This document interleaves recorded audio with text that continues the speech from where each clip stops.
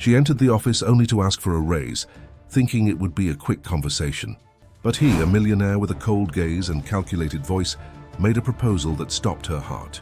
If you like love and romance stories, watch until the end, subscribe to this channel, and leave your comment saying where you are listening from. The noise of printers and central air conditioning on the 42nd floor of Sullivan Tower blended with the muffled sound of Chicago traffic below. Eleanor Wright adjusted her glasses and checked for the third time that the reports were in the correct order before knocking on the main office door. 3 gentle knocks as always. She waited the customary 2 seconds before hearing the deep, controlled voice from the other side. "Come in." At 28, Eleanor had perfected the art of being indispensable without ever being intrusive. 5 years working as Eric Sullivan's personal assistant had taught her that powerful men value predictability above any other quality. She was punctual, discreet, efficient, her clothes always in neutral tones, hair tied in a low bun, subtle makeup, a presence that inspired confidence without arousing curiosity. Eric didn't raise his eyes from the documents when she entered. At 35, he commanded a technological empire that his father had built on the ruins of buried scandals and questionable fortunes. The inheritance came with a coldness that seemed engraved in his DNA. Dark hair always impeccable, custom-tailored, suits that cost more than most people's annual salary, and a posture that radiated authority even when he was silent. "The contracts for the merger with Meridian are ready for your review," said Eleanor, placing the folder on the mahogany desk. "The meeting with the Japanese investors has been rescheduled for Thursday at 9, and you have dinner with the mayor tonight at 8. "Cancel the dinner," he murmured, still focused on the papers, "and move the meeting to Tuesday." "Already cancelled and rescheduled," she responded without hesitation. It was then that he finally looked at her, a gaze that lasted a few seconds, longer than necessary, as if he were evaluating something he couldn't define. Eleanor knew that look. She had seen it directed at difficult contracts, at problematic competitors, at anything that represented an unsolved challenge. "Anything else?" he asked, and there was something different in his tone, almost curious. "Actually, yes." Eleanor took a deep breath. She had rehearsed this moment dozens of times in her home mirror, but now, before him, the words seemed too heavy. "I'd like to schedule a private conversation about my professional situation." Eric leaned back in his chair, interlacing his fingers. The office around them was a monument to success, glass walls with a panoramic view of Chicago, artwork that she knew cost fortunes, a shelf full of awards and recognitions, but nothing there conveyed human warmth. It was beautiful and frigid like its owner. "Professional situation," he repeated. "Be more specific." The courage she had gathered for weeks threatened to disappear, but the image of her sister Sophie in the hospital, pale and fragile, connected to machines that kept her life stable while a rare degenerative disease consumed her young body, gave her the strength to continue. "I need a significant salary adjustment." The words came out firm, professional.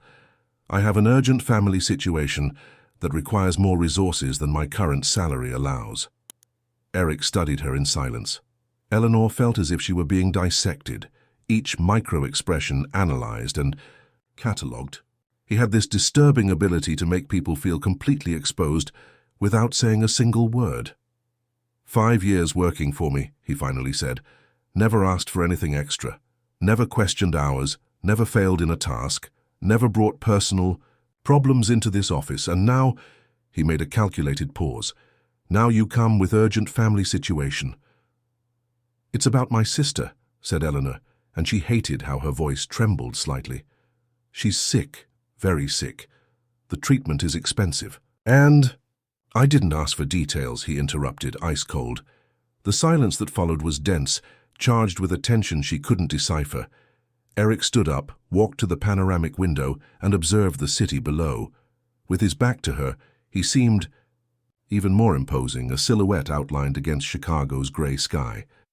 "You're good at what you do," he said without turning around. "Exceptional, actually. But the job market is like this, supply and demand. You want more money, you need to offer more value." "I've been offering value for 5 years," she retorted, surprised by her own boldness. He turned slowly, and there was something different in his eyes. Something she couldn't identify, but which made her stomach contract.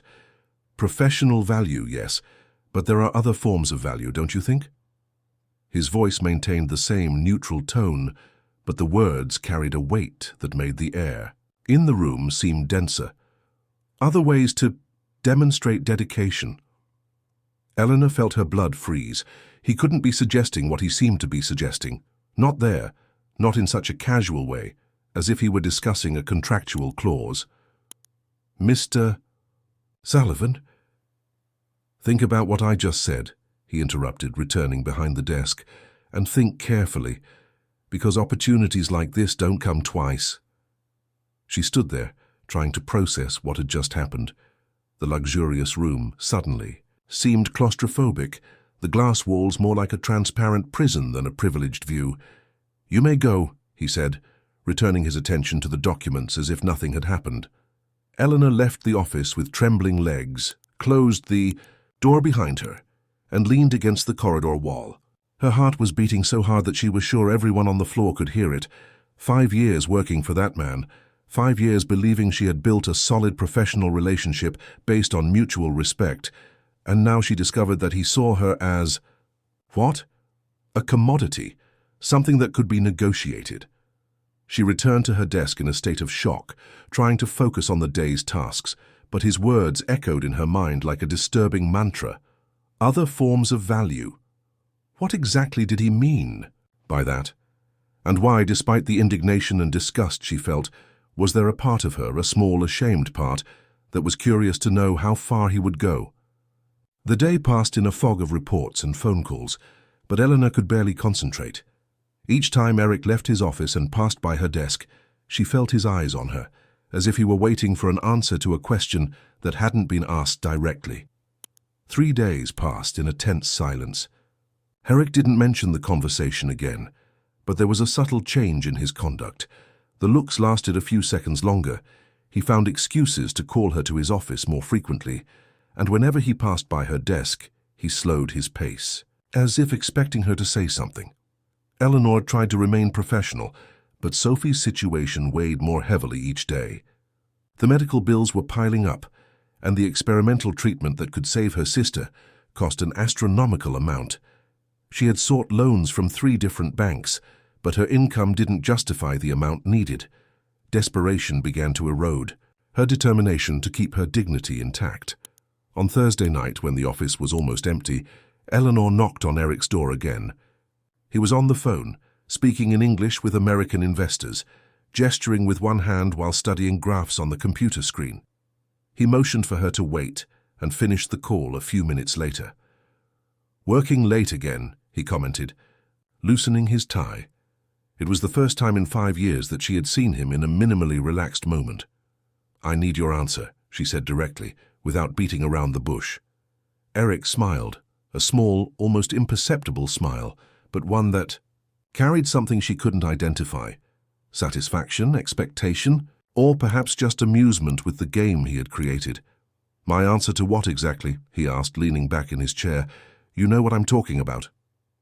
Ah, but I want to hear you say it. The humiliation burned in Eleanor's cheeks like acid. He was enjoying this, turning her desperation into entertainment. But the image of Sophie, growing weaker each day, gave her the strength to swallow her pride. The salary adjustment I asked for. You mentioned other ways to demonstrate value. I did indeed. He stood up, walked to the private bar in the corner of the room and poured 2 glasses of whiskey. He offered one to her, which she refused with a gesture of her head. But you still haven't told me if you're interested in this demonstration. It depends on what you're suggesting. Eric drank the whiskey in one go, placed the glass on the table, and looked at her directly. There was something predatory in his eyes, but also a strange vulnerability that she had never noticed before. One night, he said simply, you and me. No questions, no promises, no professional consequences. In exchange, you receive the amount you're asking for, plus a substantial bonus. Eleanor's world seemed to tilt. She had imagined it might come to this point, but hearing the E word spoken so clearly left her nauseated, and at the same time strangely excited, not by the proposal itself, but by the raw intensity in his voice. One night of what exactly? You're intelligent enough to know what I'm talking about. The silence extended between them like an abyss. Eleanor could hear her own heart beating, could feel the weight of 5 years of work, the trust she had placed in that man crumbling like a house of cards. And if I say no, then you say no. You'll continue working here normally with the same salary, and we'll never touch on this subject again. And if I say yes? Then you say yes. He approached her but maintained a respectful distance. And tomorrow morning, you'll be a richer woman, and I'll be a man who finally had the courage to ask for something I've wanted for a long time. The confession caught her by surprise. For a long time? Since the first day you walked into this office, he admitted, and for the first time there was something genuinely human in his voice. You think I didn't notice? The way you bite your lip when you're concentrating? How your eyes shine when you solve a complex problem? How beautiful you look when you're angry with me, even trying to hide it? Eleanor felt exposed, vulnerable. It wasn't just a sordid commercial transaction. There was real desire there, an attraction he had been repressing for years. Somehow, that made everything more complicated, not simpler. I need to think, she murmured. Of course, but Eleanor... He pronounced her name slowly, as if savoring each syllable. Don't overthink it. Sometimes the best decisions are the ones we make, with our hearts, not our heads. She left the office in a trance, took the elevator and descended the 42 floors feeling as if she were in free fall. Eric's proposal echoed in her mind, mixed with the voice of Sophie's doctor explaining that they had a maximum of 6 months to start the experimental treatment. On the way home in the crowded train on the Green Line, Eleanor found herself analyzing the situation from every possible angle. On the one hand, there was the obvious degradation, selling her body for money even if it was to a man who clearly desired her. On the other hand, there was brutal pragmatism. One night of her life could save Sophie's life. But there was also something more, something she didn't want to admit even to herself. Eric Sullivan had always been an enigma to her. Powerful, intelligent, devastatingly handsome, when he relaxed the icy mask he wore at work. For 5 years, she had wondered what it would be like to kiss him, touch him, see him without all that armor of control. At home in the small 2-bedroom apartment in Lincoln Park that she shared with Sophie, she found her sister sleeping on the sofa, pale and fragile, with a book of poetry open on her chest. Sophie was only 25, but the disease made her look older, more tired. She was brilliant, graduated in literature from Northwestern, dreamed of being a writer. She didn't deserve to die for lack of money. Eleanor sat down next to her sister and stroked her brown hair, which was beginning to thin because of the medications. Sophie opened her eyes and smiled, that sweet smile that always managed to light up any room.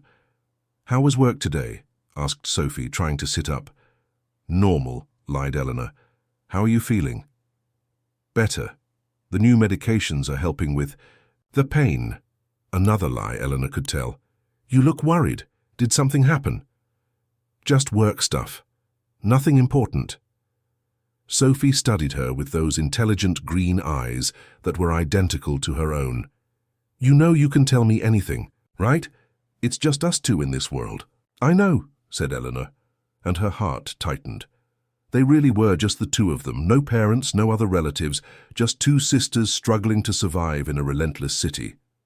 That night, after Sophie went to sleep, Eleanor stayed awake, in the living room looking out the window at Chicago's lights.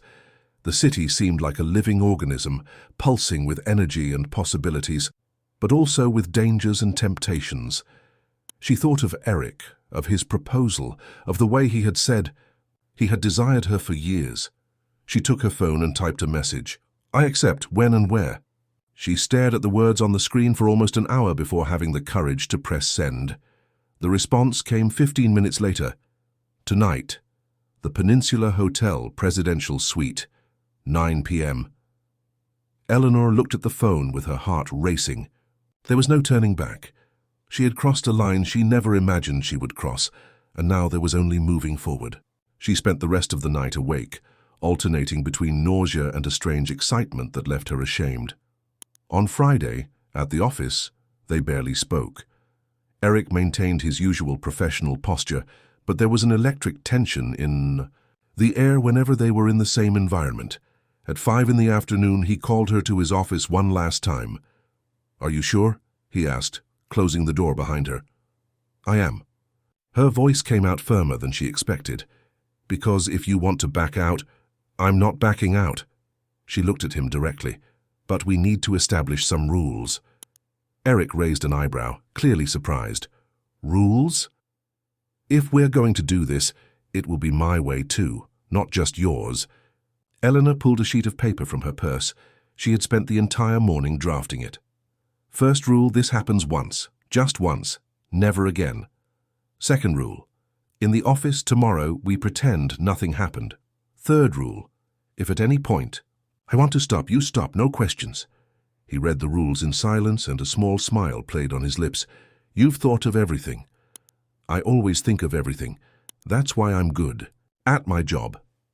"It's one of the reasons," he said, signing the paper, "but not the only one." At 9 o'clock, Eleanor was standing in front of the Peninsula Hotel in the heart of downtown Chicago. Her hands trembled as she clutched her purse strap. She had dressed carefully. A simple but elegant black dress, medium heels, hair down for the first time in years. In the mirror at home, she had only partially recognized herself. She looked like a version of herself that existed only in dreams. The sea. Elevator rose to the top floor in silence.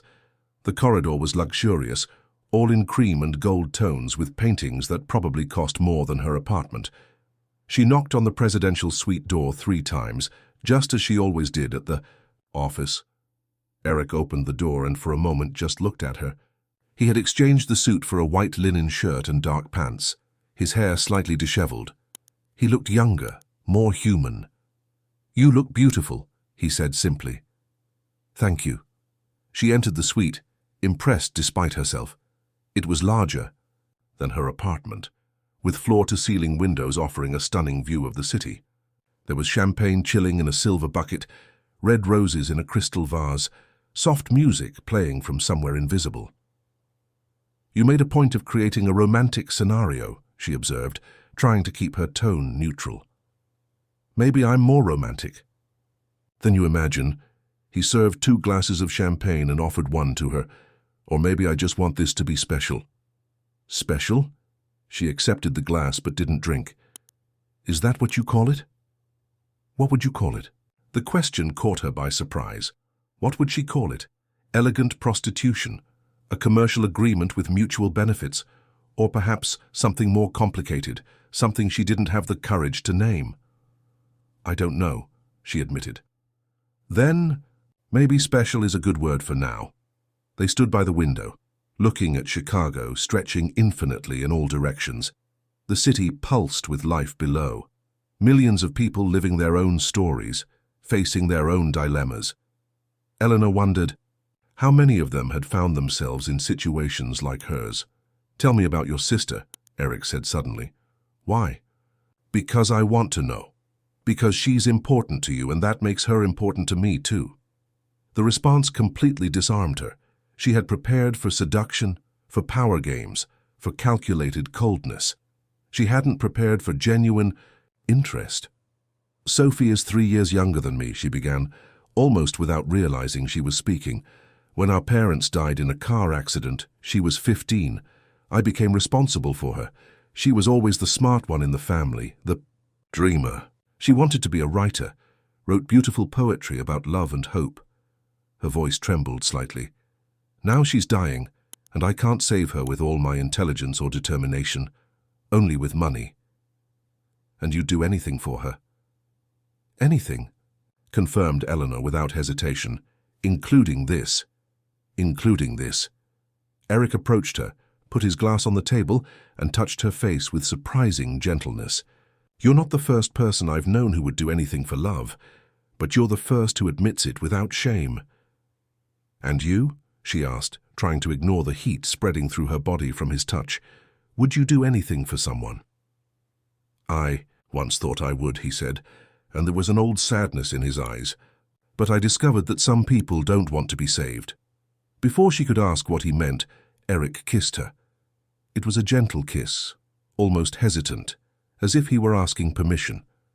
Eleanor was surprised to find herself responding, her arms rising to touch his chest, feeling the tense muscles beneath the linen shirt.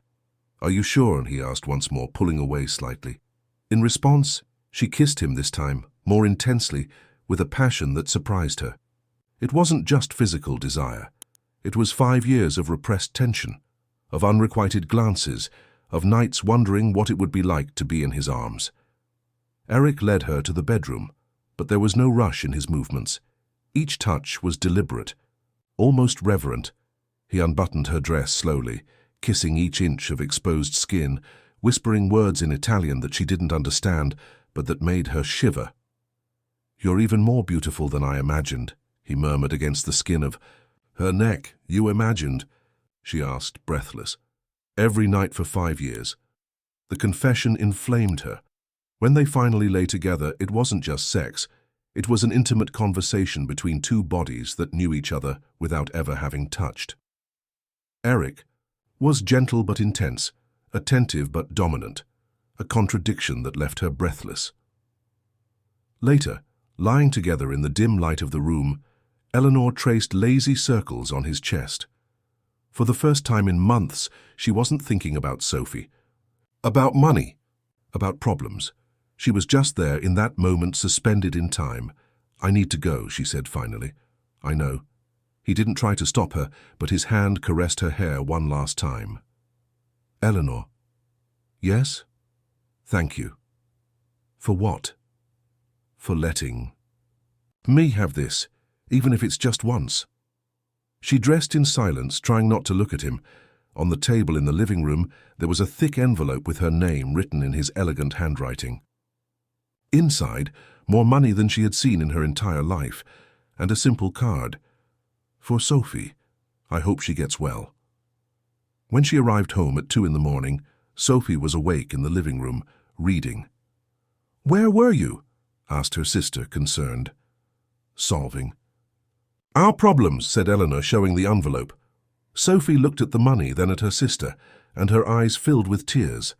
"Eleanor, what did you do? What was necessary?" And as she hugged Sophie, feeling relief and guilt mixing in her chest, Eleanor couldn't stop thinking about the taste of Eric's lips and the way he had said her name. Monday arrived like a tsunami of forced normality. Eleanor entered the office at 8 o'clock sharp, as always, wearing a conservative grey suit and hair tied in the usual bun. She greeted colleagues with her usual politeness, organized Eric's schedule, checked pending emails. Everything exactly as it used to be, except for the silent storm raging inside her chest. Eric arrived at 8:30, impeccable in his navy blue suit, greeted her with a formal "Good morning, Miss Wright," and disappeared into his office. During the first week, they maintained the charade perfectly. Professional meetings, reports delivered on time, phone calls transferred efficiently. For any outside observer, nothing had changed in the dynamic between the magnate and his assistant. But Eleanor felt every fiber of her own body in a constant state of alert. Every time he passed by her desk, she could smell his cologne, that mixture of wood and spices that was now engraved in her sensory memory. When he called her to his office, she needed to concentrate not to look at his hands, remembering how they had touched her skin with such delicacy and intensity. The worst were the moments of silence, when they were alone in the elevator, when he signed documents while she stood waiting beside the desk, when their hands accidentally brushed while passing papers. There was an electricity in the air that made her dizzy, as if the oxygen were charged with unspoken possibilities. Sophie began the experimental treatment in the second week. Eleanor accompanied her to the first session, holding her hand for hours at Northwestern Memorial Hospital. While expensive medications were infused into her veins, the doctor was optimistic. The initial test results showed encouraging signs.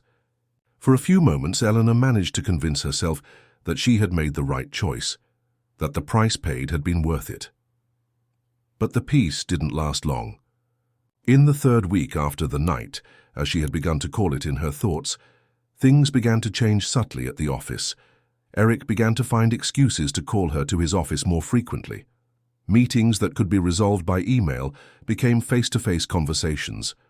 Documents that he could sign alone needed her presence for clarification. "I need you to organize my schedule for the London trip," he said on a Thursday afternoon, even though he knew she had already done this on Monday. "It's already organized." "Mr. Sullivan," she responded, maintaining a professional tone, "I sent it by email on Monday." "Ah, yes." He pretended to look for the email on the computer. "But I want to review it personally. Sit down." Eleanor sat in the chair in front of the desk, crossed her legs, and opened the tablet. But when she began to talk about the scheduled appointments, she noticed that he wasn't paying attention. He was just looking at her with that intensity that made her stomach contract. "Are you listening to me?" she asked. "I always listen to you," he said, and there was something in his voice that didn't belong in the corporate environment, even when you're not speaking. "Mr. Sullivan, when we're alone, you can call me Eric. We can't be doing this," she said, closing the tablet. "We had an agreement." "I know." He leaned back in his chair, studying her. "But agreements can be renegotiated. Not this one." "Why not?" The question caught her off guard. Why not? Because she had principles, because she didn't want to become the type of woman who slept with her boss to obtain advantages, or because she was terrified by the intensity of her own feelings. "Because it was a one-time thing," she said finally, "as we agreed. And if I wanted it to be more than a one-time thing—" Eleanor's heart raced, but she forced her voice to remain steady. "Then you would have to want it. Alone." He smiled, a small but genuinely amused smile. "You're impressive, you know that. The only person I know who doesn't let herself be intimidated by me. Maybe you need to know better people. Maybe I've already met the right person." The comment hung in the air between them like an unintentional confession. Eleanor stood up abruptly, feeling that she was losing control of the situation. "I'll get the Meridian contracts for your review," she said, walking toward the door. "Eleanor." She stopped, but didn't turn around. "Do you think about that night?" The question hit her like a punch to the stomach. Of course she thought about it. She thought about it every night before sleeping, every morning upon waking, every time she saw him. She thought about the taste of his lips, the warmth of his hands, the way he had whispered her name in the dark. "No," she lied. Liar. This time she turned furious. "Don't call me a liar." "Then don't lie." He stood up, walked to her, stopped a few inches away. "You do think about it, as much as I think about it." "And if I do?" "That doesn't change anything. It changes everything." His voice was hoarse, charged with an urgency that she recognized, "because it means that night was as special for you as it was for me." "It was special because it gave me the money to save my sister," she said, knowing she was being cruel but needing to maintain distance. His expression changed instantly. The vulnerability disappeared, replaced by the icy mask that she knew so well. "Of course," he said, returning behind the desk. "How could I forget? It was just a commercial transaction." The coldness in his voice hurt more than she expected. Eleanor left the office with a heavy heart, hating herself for having hurt a man who, despite everything, had been kind to her. But things only got worse from there. Eric went back to treating her with the professional cordiality of always, but there was something different, a distance that didn't exist before, a formality that seemed almost hostile. He stopped making personal comments, stopped finding excuses to call her to the office, stopped looking at her for longer than necessary. And strangely, this studied indifference bothered her more than the previous sexual tension. She found herself observing him during meetings, trying to decipher his expressions, waiting for some sign that the night they shared still meant something to him. But Eric had become a wall of ice, impermeable and inaccessible. It was then that she began to notice the strange details. A folder forgotten on her desk with documents that weren't hers, a drawer ajar in the dead file that she was sure she had left closed. Small things that individually meant nothing, but that together suggested that someone was looking for something. And there were the looks, not from Eric, but from other employees. Conversations that stopped abruptly when she approached. Forced smiles. A strange atmosphere that she couldn't explain, but that left her increasingly paranoid. On Friday, she found an old photo in a folder she was organizing. It was a corporate image from a few years ago, taken at a company end-of-year party. She recognized several faces, including Eric's, younger and apparently more relaxed. But it was another face that made her freeze. A beautiful young blonde woman, wearing a red dress and smiling radiantly next to Eric. She seemed familiar, but Eleanor couldn't place where she had seen her. On the back of the photo, someone had written, "Claire and Eric, December 2019. Claire." The name echoed in her mind like an alarm. Why did this name sound familiar to her? And why did the woman in the photo seem familiar, even though Eleanor was sure she had never seen her in person? It was then that she remembered a casual conversation with Maria, the company's oldest receptionist, a few months ago. Maria had mentioned a previous assistant, a young woman who had left suddenly without explanation. "Beautiful girl," Maria had said. "Claire something. We never really knew what happened to her." Eleanor looked at the photo again, feeling a strange chill spread through her chest. Claire had been Eric's assistant. Claire had disappeared, and now Eleanor occupied her place, sleeping with the same man, receiving money from him. During the weekend, Eleanor couldn't get the image of Claire out of her head. She discreetly searched social media, but found no Claire who matched the woman in the photo. It was as if she had simply disappeared from the face of the earth after leaving Sullivan Corporation. On Monday, she decided to investigate further. She took advantage of the lunch hour, when the office was practically empty, to review old files. In the basement of the building, where documents from previous years were stored, she found the 2019 Human Resources folder. There it was. Claire Matthews, 26 years old, hired in January 2019 as a senior executive assistant, graduated in business administration from Northwestern, previous experience in multinational companies, impeccable references. And then in December of the same year, an abrupt termination without detailed justification, only by agreement between the parties. What caught her attention most was a handwritten note in the margin of the document, with the handwriting she recognized as being from the former HR director. ES requested confidential treatment. No exit interview, no internal communication. Suks Eric Sullivan. Eleanor photographed the documents with her cell phone, put everything back in place, and returned to her floor. But for the rest of the afternoon, she could barely concentrate on work. The pieces of a sinister puzzle were beginning to form in her mind. On Wednesday, she decided to seek out Maria at reception during the break. "Maria, do you remember that assistant who worked here before me? Claire." The older woman's face closed instantly. "Why are you asking about her?" "Female curiosity," tried Eleanor, forcing a casual smile. It must have been difficult for her to leave such a good job. "I don't know anything about that," said Maria, avoiding looking her in the eyes. "And you should stop asking questions about things that aren't your business." The defensive reaction confirmed Eleanor's suspicions. There was definitely something wrong with Claire's story. That night she was organizing some documents at home when her cell phone rang. Unknown number. "Hello? Eleanor Wright?" The voice was male, serious. "Who's speaking?" "My name is Robert Silva. I'm a private investigator. I'd like to talk to you about Claire Matthews." The blood froze in Eleanor's veins. "How did you get my number?" "I can't explain over the phone. Can we meet? It's about your safety." "My safety? What are you talking about?" "Ms. Wright, you work as Eric Sullivan's personal assistant, correct?" "That's none of your business." "I'm afraid it is. Claire Matthews also worked in that position, and she disappeared." "Disappeared how?" "Physically, without a trace. Her family hired me to investigate. I can explain better in person. Tomorrow at 7 in the evening, at the cafe in the Barnes & Noble on Michigan Avenue, back table." The call ended before she could respond.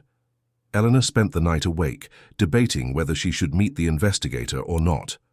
Part of her screamed that she was getting into something dangerous, but another part, the part that had always been too curious for her own good, needed to know the truth. The next day, at the office, she observed Eric more carefully.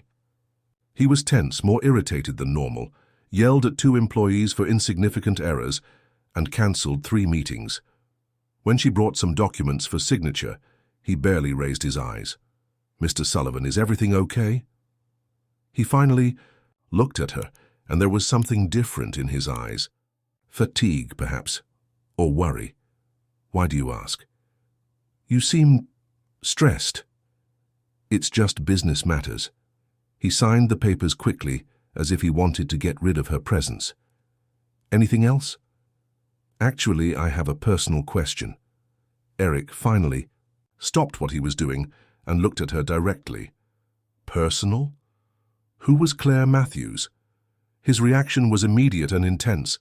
His face paled, his hands closed into fists on the desk, and for a moment she saw what seemed to be pure panic in his eyes. "Where did you hear that name?" "I found an old photo. She worked here, didn't she?"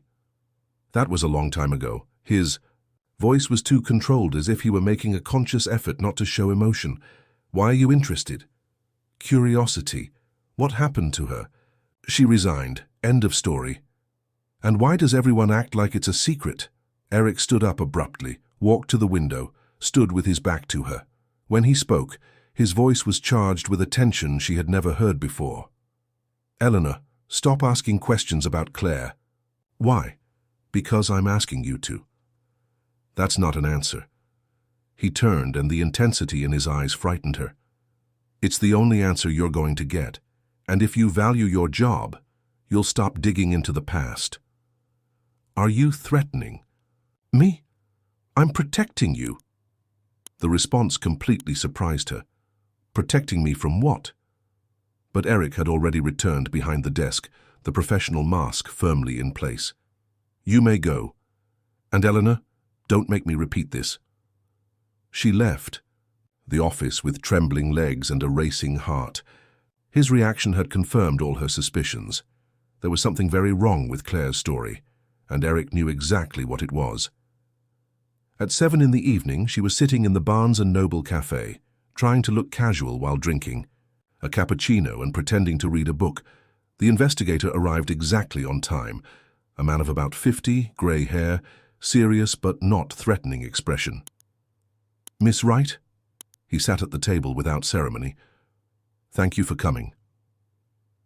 "I don't know if I should be here." "You should, yes, especially after the reaction your boss must have had when you mentioned Claire's name today."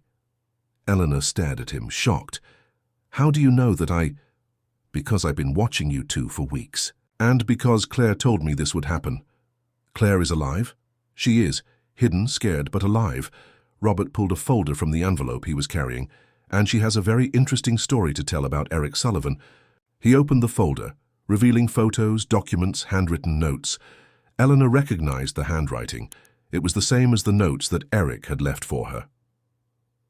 Claire worked for him for almost a year. At first, it was just professional. But gradually, he began to take a personal interest in her. Invitations to dinners, expensive gifts, special attentions. Robert showed receipts from expensive restaurants, jewelers. Claire was young, impressionable. She ended up getting involved with him. So, relationships happen. But this wasn't a normal relationship. Robert turned a page, showing photos of Claire with bruises on her arm, on her neck. Eric Sullivan has an obsession with control. When he's interested in a woman, he doesn't just want her, he possesses her, completely. Eleanor felt nausea rise in her throat. He hurt her. Physically, only a few times. But psychologically, Robert shook his head. Claire told me that he watched her constantly, knew where she was every minute of the day, controlled her friendships, her spending, even the clothes she wore. When she tried to end the relationship, he blackmailed her. How? Threatened to ruin her career, spread lies about her in the industry, sue her family for an invented debt. Claire was trapped, until one day she couldn't take it anymore and disappeared. Changed her identity, hid, but she never stopped being afraid that he would find her. Eleanor looked at the photos, feeling as if she was seeing a distorted reflection of her own situation. Why are you telling me this? Because Claire is worried about you. She learned that Eric has a new assistant, a new obsession, and she wants to warn you before it's too late. Warn me about what? Robert looked at her seriously. About the fact that men like Eric Sullivan never change. They just find new victims.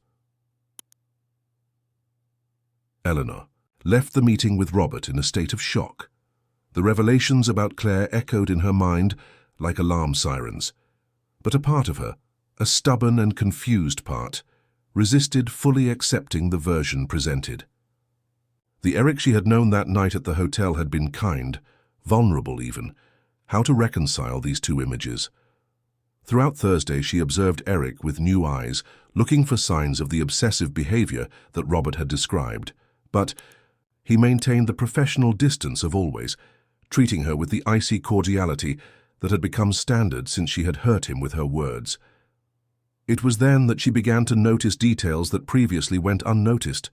The way he always knew when she arrived at the office, even while in meetings. How he managed to locate her immediately when he needed something, even in the huge building. The way his eyes followed her during meetings, even when he was talking to other people. On Friday, she decided to test him. She invented an excuse to leave during work hours, said she needed to resolve banking issues related to Sophie's treatment. Eric just nodded, apparently disinterested. But when she was at the bank, her cell phone rang. "Where are you?" His voice was tense. "At the bank, as I said." "Which bank?" The question caught her by surprise. "Why do you need to know?" "Some urgent documents arrived that need your attention." "I can see them when I get back." "No, it needs to be now." "Which bank, Eleanor?" There was something in his insistence that made her uncomfortable. "Chase on Michigan Avenue." "I'll be there in 10 minutes. The call ended before she could protest. 15 minutes later, Eric appeared at the bank, elegant and out of place among the regular customers. He had driven personally, something he rarely did, always preferring a driver. "Were the documents so urgent?" she asked when they left. They were," he said dryly, but didn't offer more details.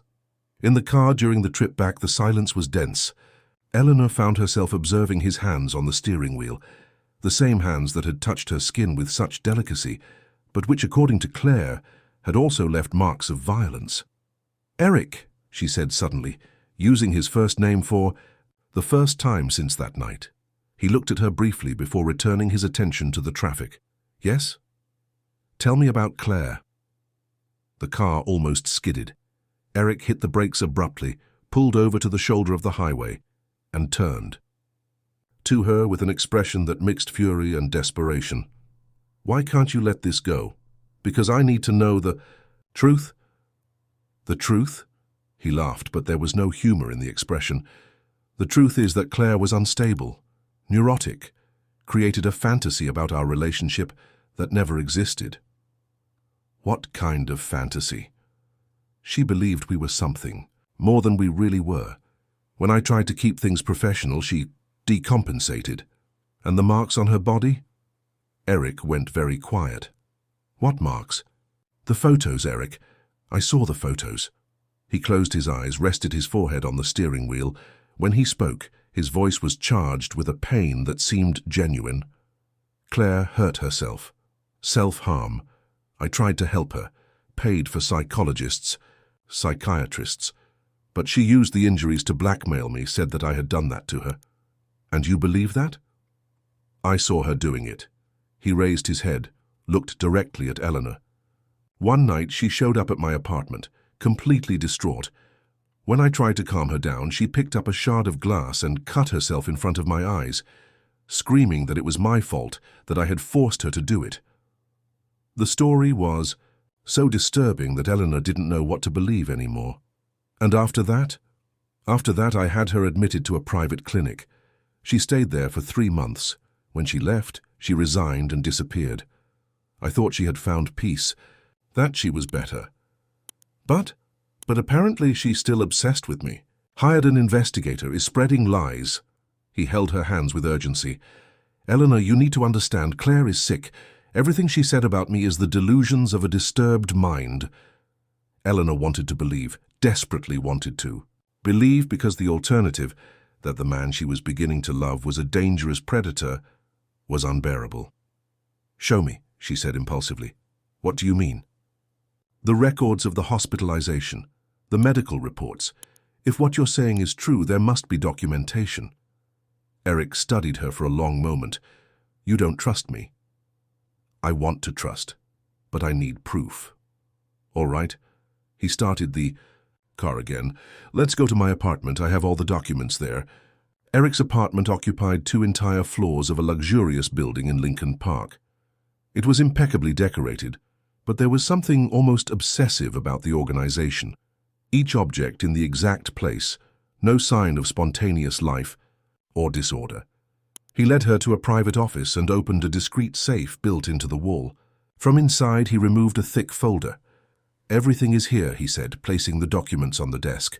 "Psychiatric reports, hospitalization records, prescriptions for controlled medications." Eleanor leafed through the papers. It was all there, as he had said. Diagnoses of severe bipolar disorder, psychotic episodes, suicide attempts. The dates coincided with his version. "You see," said Eric, sitting next to her, "Claire is a very sick woman, and now she's trying to drag you into her delusions." "But why would she do this?" "Because she can't forget me, and you say you represent everything she would like to be. Successful, balanced, cherished by me." The last phrase made her look at him. "Cherished by you?"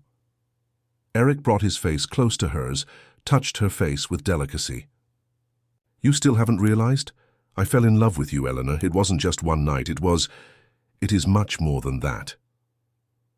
The kiss that followed was desperate, charged with a passion that she recognized and instinctively reciprocated.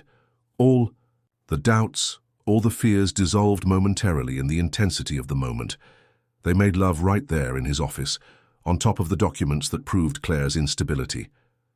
It was different from the first time, more urgent, more necessary, as if both were trying to exorcise ghosts through pleasure. Later, lying on the leather sofa, Eleanor traced lazy circles on Eric's chest. "Promise me something," he said suddenly. "What?" "Promise that you won't look for that investigator anymore, that you won't listen to Claire's stories anymore." She hesitated. "Eric, promise." His voice became more intense, almost pleading. "I can't lose you too, not after Claire, not after discovering what you mean to me." "Too?" "Claire tried to destroy me with her lies. If I lost you because of her—" He held her tighter. "Promise, Eleanor, promise that you'll trust me." The desperation in his voice touched her deeply. "I promise." But even as she pronounced the words, a part of her wondered if she was making the biggest mistake of her life. On the way home, it was almost midnight. Eleanor felt confused, divided between the passion she felt for Eric and the doubts that Robert had planted in her mind. The medical documents seemed to confirm Eric's version, but something still bothered her. When she arrived at the apartment, Sophie was awake, reading on the sofa. She had gained a little weight since the start of the treatment, and her face was less pale. "Where were you?" asked Sophie, concerned. "It's almost midnight." "Working." Another lie. Eleanor was becoming an expert at lying to the people she loved. "Eleanor, can I ask you a question?" "Of course." "This money you got for my treatment, how exactly did you get it?" The question hit Eleanor like a bucket of cold water. Sophie had always been too perceptive for her own good. "I got a loan." "What bank gives a loan of that amount to an executive assistant?" "Sophie, please, you're sleeping with your boss, aren't you?" The question came directly, without beating around the bush. "Please, don't lie. I know you better than anyone." Eleanor collapsed on the sofa next to her sister, the tears finally coming. "How do you know?" "Because you've changed in the last few months. You're more tense, more distant. And because you came home the other night with a man's cologne on your clothes and a smudged lipstick mark." "Oh, Sophie." Eleanor buried her face in her hands. "I didn't know what else to do. You were dying. I didn't have money," he offered, "and I—" Sophie hugged her, stroking her hair. Hey, don't blame yourself. I understand why you did it. You understand? You did it out of love. Love for me. But Eleanor, Sophie moved her sister's face away to look her in the eyes. Promise me that you'll take care of yourself. Powerful men like your boss, they don't usually have good intentions with women like us. He said he loves me. And you believe him? Eleanor wanted to say yes, but the words didn't come out, because deep down a part of her wondered if she wasn't becoming just another Claire, a vulnerable woman manipulated by a man who confused obsession with love. The following weeks passed in an emotional roller coaster that left Eleanor exhausted. During the day at the office, she and Eric maintained an impeccable professional facade, but the nights became a different territory. He began to show up at her apartment unannounced, always with plausible excuses. Forgotten documents that needed revision, last-minute changes to the schedule, expensive gifts for Sophie. You didn't need to bring flowers for her, said Eleanor on a Tuesday night, when he appeared with a bouquet of white roses for her sister. I want her to like me, responded Eric, and there was something almost childish in the way he said it. I want her to know that I take good care of you. Sophie was charming with him, as she always was with everyone, but Eleanor noticed the evaluative look that her sister cast when she thought no one was looking. After Eric left, Sophie went straight to the point. He's obsessive, she said simply. What do you mean? The way he looks at you, like a predator studying its prey. And you're getting thinner, anxious. This isn't healthy love, Eleanor. You don't know him like I do. I know men like him. Sophie took her sister's hand. Powerful, accustomed to having everything they want. They don't love, they possess. But Eleanor was sinking deeper and deeper. Eric had become a drug she couldn't get rid of. He made her feel special, desired, important. When they were together, the world around disappeared. He knew her body better than she did herself, knew exactly where to touch, how to kiss, what words to whisper to make her completely lose control. And there were moments of vulnerability, when his mask of power fell, and she glimpsed the wounded man underneath. He talked about his lonely childhood, about a father who treated him like an heir instead of a son, about the constant pressure to maintain an empire that had been built on questionable foundations. Sometimes I feel like I'm going to explode, he confessed one night, lying in her bed after making love. As if all this pressure, all this control I need to maintain were killing me inside. Then why not let go a little? Because I'm a Sullivan, because I have responsibilities, because... He stopped, as if he were struggling with the words. Because if I let go of control, I don't know what will happen to me. It was in these moments that Eleanor felt most connected to him, more convinced that the man who held her in his arms was real, vulnerable, capable of truly loving. But there were also disturbing moments, like when she casually mentioned having lunch with a co-worker, and he wanted to know all the details, where, when, what they talked about, or when her cell phone ran out of battery during an afternoon, and he called the reception of the building where she lived to make sure everything was okay. Why did you do that? She asked that night. I was worried. You always answer when I call. But calling the doorman? Didn't you think that was excessive? No. The answer came too quickly, too defensively. I prefer to be excessive than to run the risk of something happening to you. It was then that Robert made contact again. This time he was more direct. He appeared in the parking lot of the Sullivan Corporation building when she was leaving work. I need to talk to you, he said, approaching her car. I told you not to look for me anymore. Claire wants to talk to you in person. Eleanor stopped with the key in the ignition. She's here. She's been in Chicago for a week, found out that you're getting involved with Eric, and became desperate. Says she can't let happen to you what happened to her. I've already seen her medical reports, Robert. I know she's unstable. Robert laughed bitterly. The reports that Eric showed you. Did you check the dates carefully, the doctors' names? What do you mean? Claire wants to show you something that will prove that Eric is much more dangerous than you imagine. Against all her instincts, against the promise she had made to Eric, Eleanor agreed to meet Claire the next day during lunch hour, at a discreet diner in Lincoln Park. When she arrived, she recognized Claire immediately, even though the woman looked very different from the photo. Her hair, previously blonde, was now brown and shorter. She had lost weight, had deep circles under her eyes, but her eyes were clear and alert, not the eyes of a mentally unstable person. "Thank you for coming," said Claire, rising nervously. "I don't have much time." "I understand, and I understand why you're suspicious of me. Eric is very convincing when he wants to be."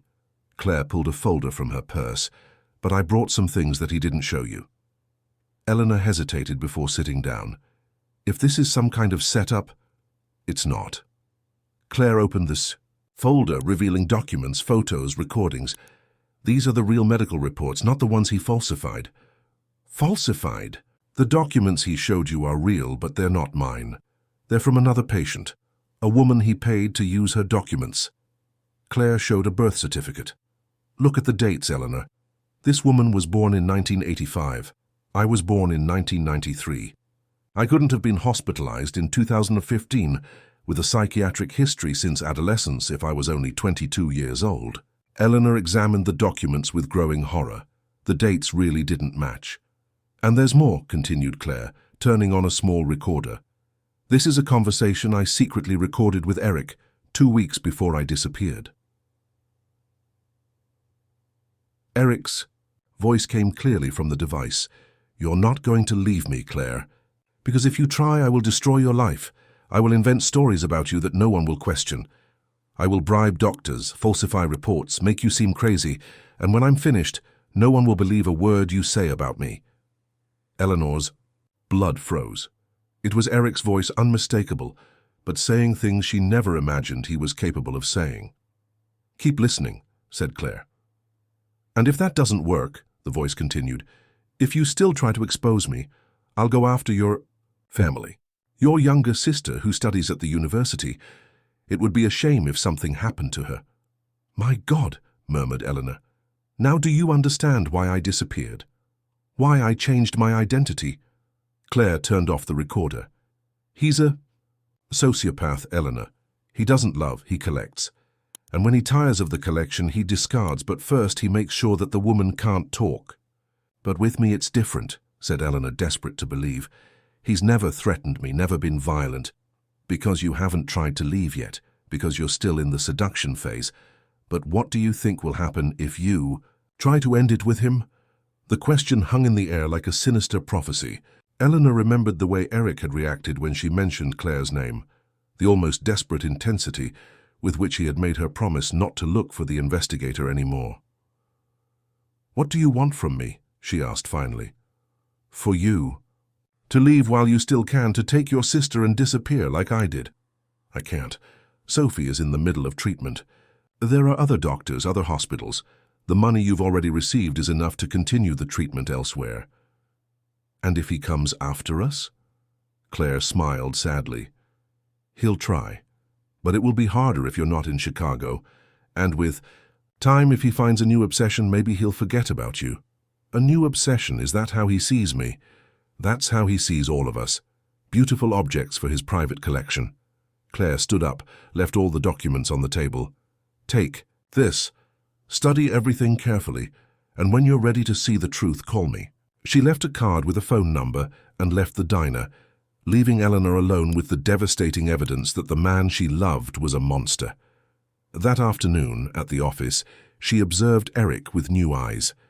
He was on the phone, resolving some business matter, and she wondered how she had been so blind. The signs were all there, the need for control, the obsession with knowing where she was, the way he had reacted violently whenever Claire was mentioned. When he hung up the phone and smiled at her, Eleanor felt a chill down her spine. Because now she could see that it wasn't love in his gaze. It was possession. And for the first time since it all began, she was afraid. During the following days, Eleanor became a consummate actress. She smiled at Eric, responded to his messages, pretended normality while internally planning her escape. The evidence that Claire had shown was hidden in her apartment, and each time she reviewed it, her determination strengthened. Eric's behavior began to change subtly. He was more attentive, more possessive. He appeared in places where she didn't expect to find him, at the supermarket near her home, at the pharmacy where she bought Sophie's medications, even at the entrance to the hospital during one of her sister's consultations. "What a coincidence meeting you here," he always said, with that smile that used to melt her and now froze her. "How did you know I would be here?" she would ask. "Instinct," was always the answer. But Eleanor began to suspect that there was more than instinct involved. On Thursday, she found a small, strange device stuck under her car. It looked like a GPS tracker. With trembling hands, she removed it and kept it in her purse as evidence. At night, she searched the internet and confirmed her suspicions. It was exactly what she thought. "He's following me," she said to Sophie, showing the device. "My God, Eleanor, we need to call the police." "With what evidence? He'll say he put it there for my safety, or that it was some zealous employee.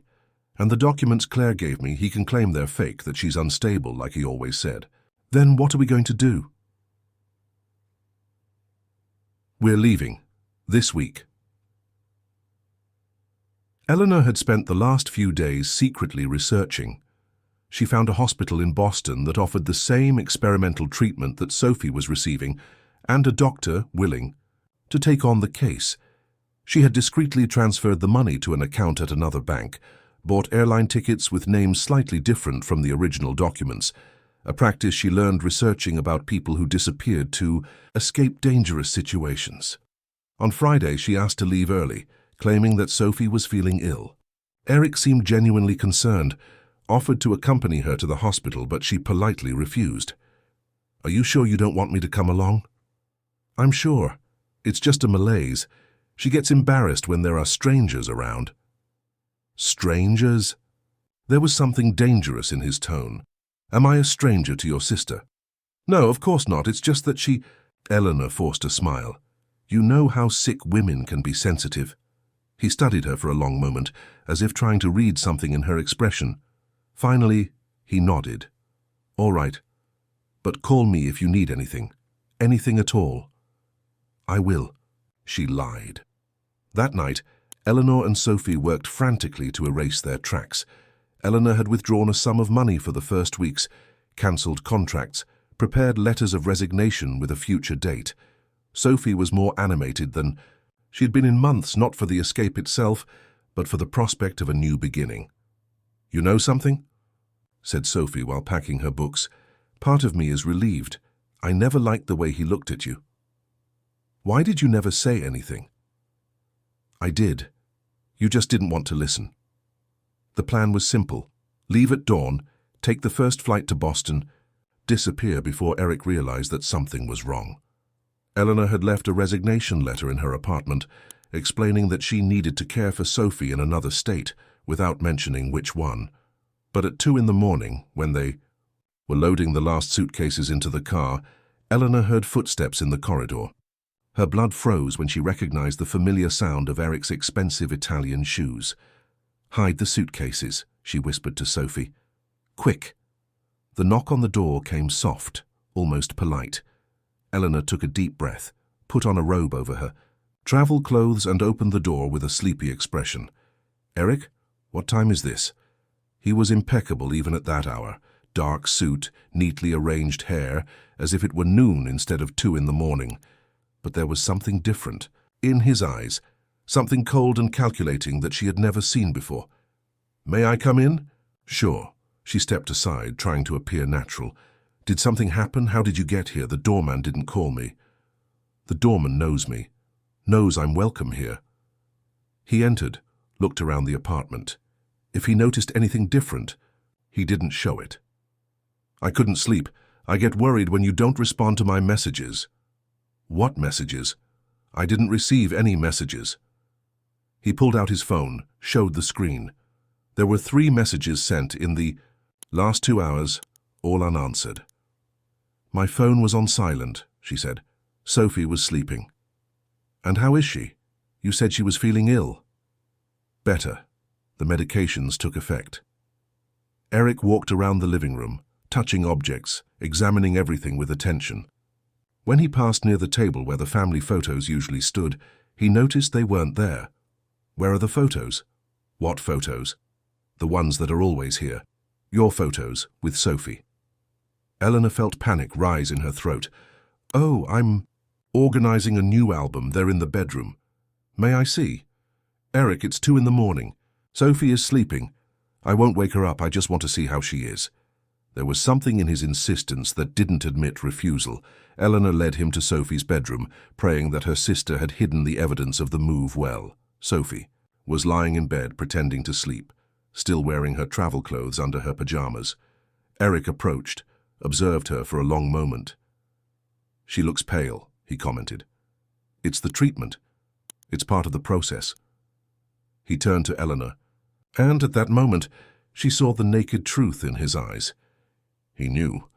He knew that they were trying to escape, knew about Claire, knew everything. Eleanor, he said softly, we need to talk. They returned to the living room. Eric sat on the sofa, gestured for her to do the same.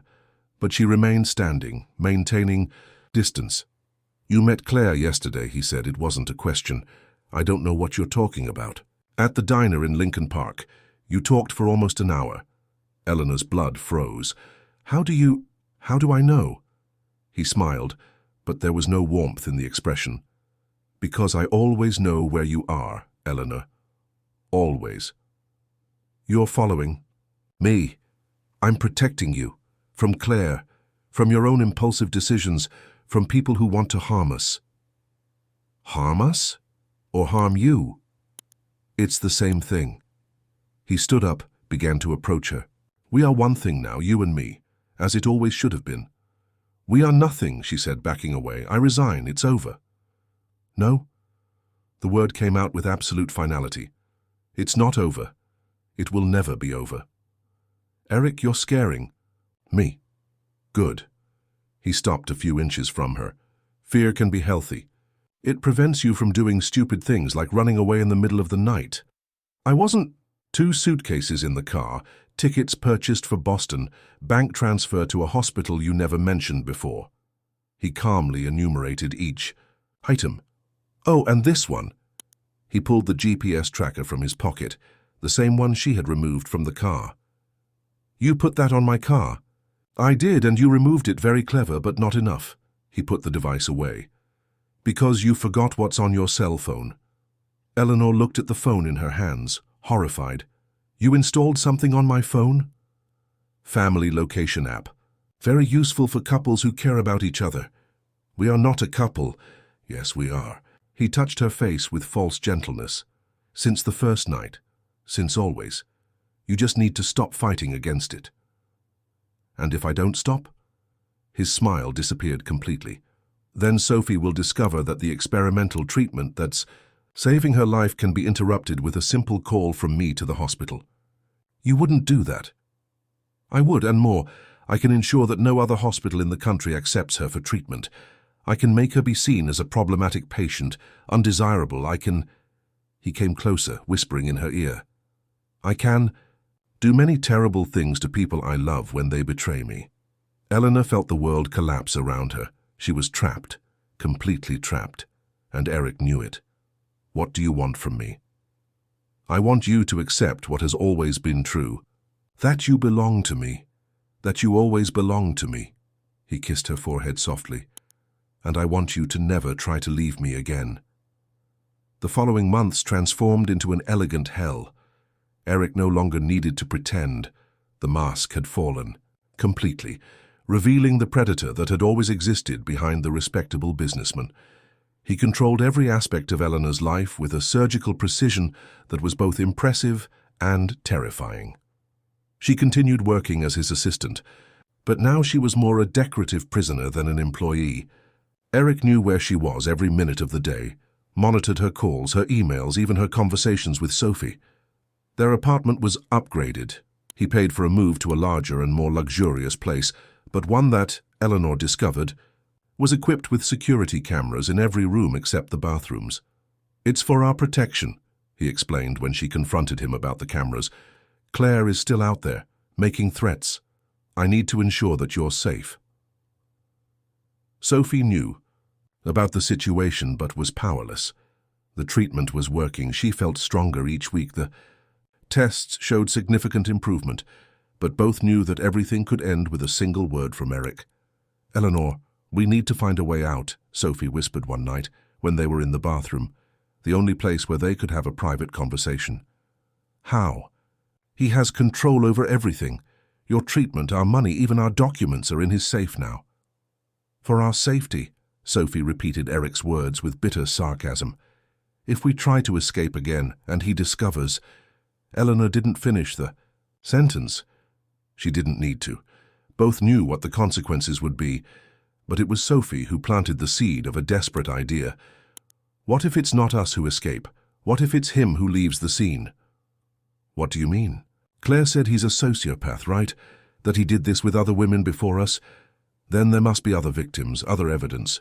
If we could gather everything—" "Sophie, are you suggesting that we try to destroy him?" "I'm suggesting that we defend ourselves, because what we're doing now isn't living, it's surviving. And I refuse to spend the rest of my life being hostage to a sick man." The idea was terrifying but also liberating. During the following weeks, they began to secretly document everything they could. Eleanor used her position at the office to access old files looking for patterns, for other women who had worked for Eric and mysteriously disappeared. That's how they discovered about Isabel, a financial analyst who had worked at the company in 2017 and suddenly moved abroad after a misunderstanding with the board. And about Francine, a lawyer who had been hired in 2018 and requested a transfer to the Denver branch after only 6 months. "He has a pattern," said Eleanor, studying the files. "Intelligent, competent women, usually with some vulnerability, sick family, financial difficulties. He offers help, creates dependency, and when they try to leave, he destroys them or makes them disappear," completed Sophie.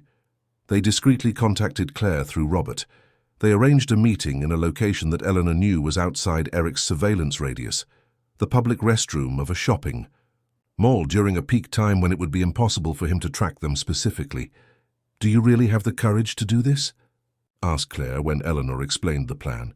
"We don't have a choice, and are you willing to testify publicly?" Claire hesitated. "He'll try to destroy me. He'll use the fake reports. He'll say I'm crazy. But we have evidence that the reports are fake, and if we can gather other victims—" "Isabel and Francine agreed to speak," said Robert, who had joined them. "They also have stories to tell, and with the access you have to the company files, we can build a solid case." The plan was risky. They would compile all the evidence, including Claire's recordings, the falsified documents, the testimonies of the other victims, and deliver everything simultaneously to the police, to the press, and to the board of directors of Sullivan Corporation. The idea was to create a scandal so big that Eric wouldn't be able to suppress or control it. But they needed one crucial thing: direct evidence that Eric was currently monitoring and threatening Eleanor, something that couldn't be denied or explained as concern for safety. It was then that Eleanor had an idea that chilled her to the bone. "I need to make him confess, recorded." "How?" "I'm going to threaten to leave him. For real this time. He'll lose it. He'll say things he shouldn't. And I'll record everything." Sophie grabbed her sister's hand. "Eleanor, that's too dangerous. What if he becomes violent?" "He's never been physically violent with me, only emotionally manipulative."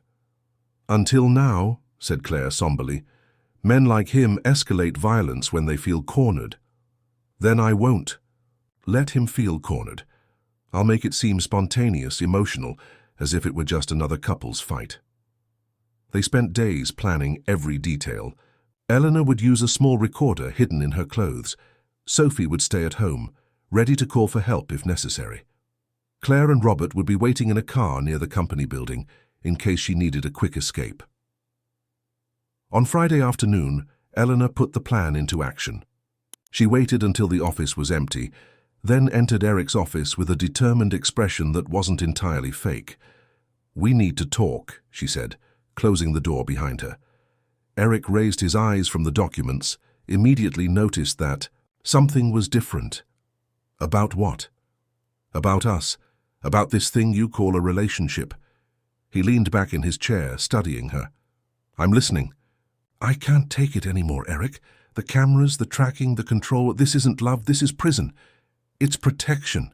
It's sick obsession. Her voice rose and she let the real anger show. You've turned me into a prisoner. You're being dramatic. Dramatic. Eleanor approached his desk.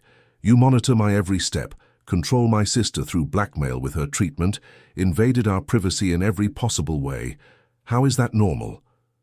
It's normal because I love you, he said, standing up. And because you're mine. I'm not your property.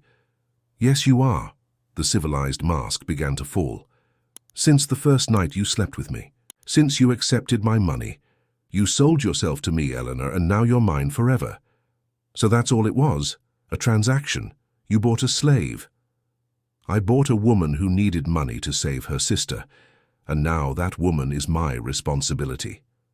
And if I want to leave? His eyes narrowed dangerously. You won't want to. But if I do? Then you'll find out that Sophie can have a very sudden relapse, that the experimental treatment can be interrupted due to unexpected medical complications. You would kill my sister to keep me prisoner. I would do anything to keep you with me. He circled the desk, approached her with predatory movements. Anything, Eleanor, because that's how love works in my family. We don't let the people we love abandon us, never. Like your father did with his mistress. Eric stopped abruptly. How did you know about that? I researched, read the old newspapers. Was your mother also his prisoner? My mother was weak. She couldn't handle my father's love. She committed suicide to escape him, didn't she? Shut up. His voice became dangerously low. And the mistress? Did he really kill her when she tried to leave him? Shut up, Eric exploded, pounded the desk with such force that it shook. You know nothing about my family. I know that all Sullivan men are monsters. I know that you learned from childhood that love is control, that possessing is more important than truly loving. And even knowing that, he said, controlling his voice with visible effort, you're still here, because deep down you like being possessed, you like being mine. I'm here because you blackmailed me, because you're using my sister as a hostage. And I'll continue using her, he said simply, for as long as necessary, until you stop fighting, and accept that you belong to me. It was all she needed. The confession was recorded, clear, undeniable. Eric had admitted blackmail, threats, even a possible implication in his father's crimes. You're a monster, she said, backing toward the door. I'm your monster, he responded, and you'll never escape me. But she was already leaving, her, heart beating uncontrollably. She had what she needed. Now it was a matter of putting the rest of the plan into action before Eric realized what had happened. The plan was executed with surgical precision. On Monday morning, while Eric was in a meeting with Japanese investors that would last at least 3 hours, Eleanor set everything in motion. The evidence was delivered simultaneously to the FBI, to the district attorney, to the press, and to the board of directors of Sullivan Corporation. Claire, Isabel, and Francine testified at the same time, at different police stations, creating a case that would be impossible to suppress. At 11 in the morning, when Eric left the meeting, his life had collapsed. The company's security guards were waiting for him with a search and seizure warrant. His personal assets were frozen, his passports confiscated, and he was taken to give testimony about accusations of stalking, blackmail, document falsification, and association with the unsolved homicide that his father had committed decades earlier.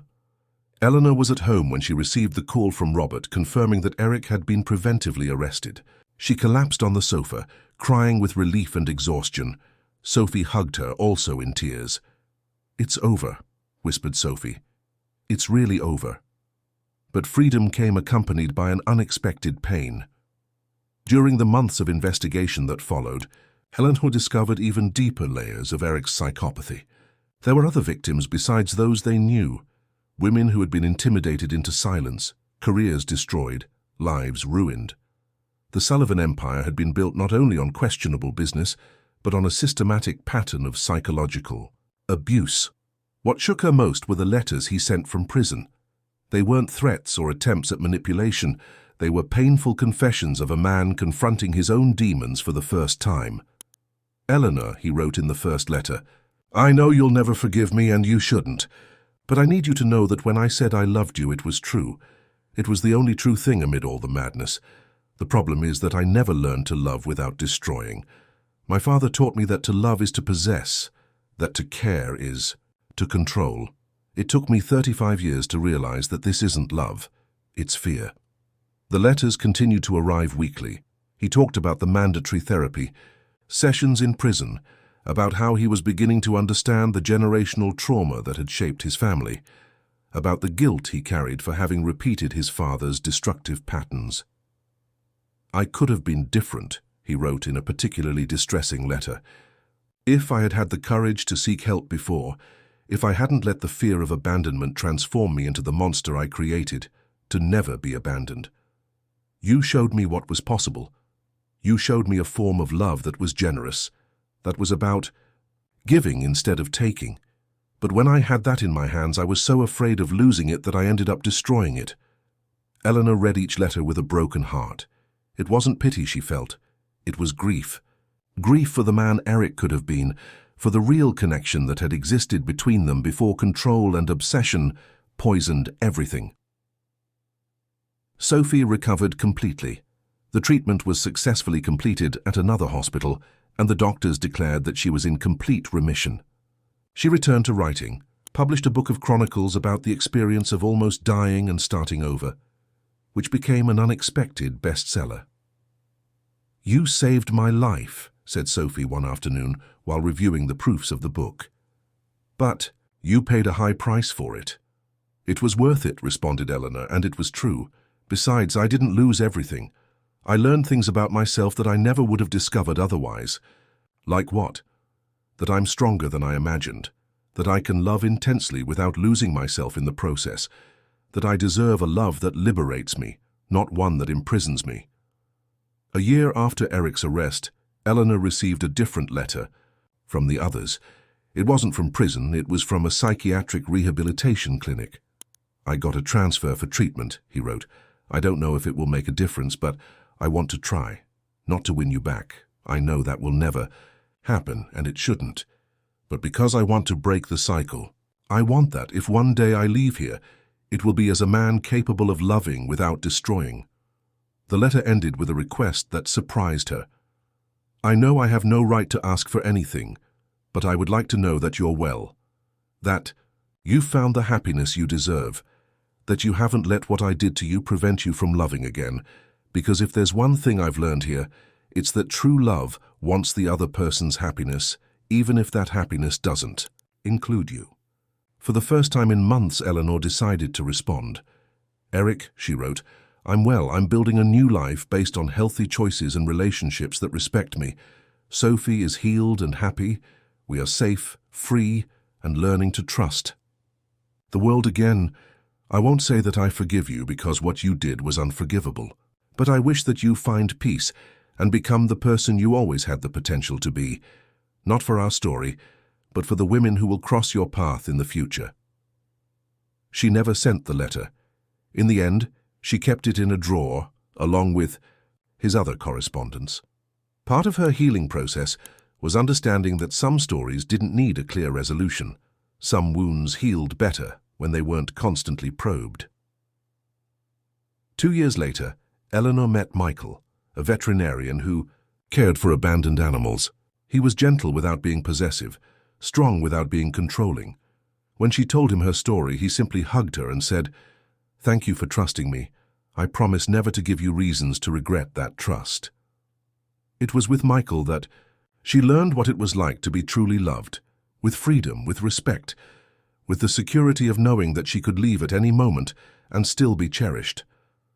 It was a type of love that strengthened her instead of diminishing her, that encouraged her to grow instead of limiting her.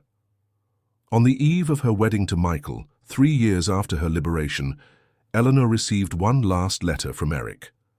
This time he was being released from the clinic. "I heard that you're getting married," he wrote. "I'm genuinely happy for you. I hope he knows the treasure he has. I want you to know that I'm different now, not cured. I think some damage is permanent. Tiresome be big, but different. I've learned to recognize my destructive patterns, to ask for help when I feel I'm losing control. I'm going to move to a small town, work with NGOs that help victims of domestic violence. Maybe it's a way to pay for part of the harm I caused. You taught me that true love is about giving freedom, not taking it away. Thank you for that lesson, even though I had to lose everything to learn it. On the morning of the wedding, Eleanor was in front of the mirror, adjusting the simple veil she had chosen. Sophie appeared behind her, radiant with health and happiness. "Nervous?" asked Sophie. "No," responded Eleanor, and it was true. "For the first time in my life, I'm absolutely certain that I'm making the right choice. Even after everything you went through, aren't you afraid to love again?" Eleanor turned, held her sister's hands. "I learned that the problem was never loving. The problem was accepting a type of love that wasn't healthy. Michael loves me like you love me, wanting my happiness, my freedom, my growth. There's nothing to fear in a love like that."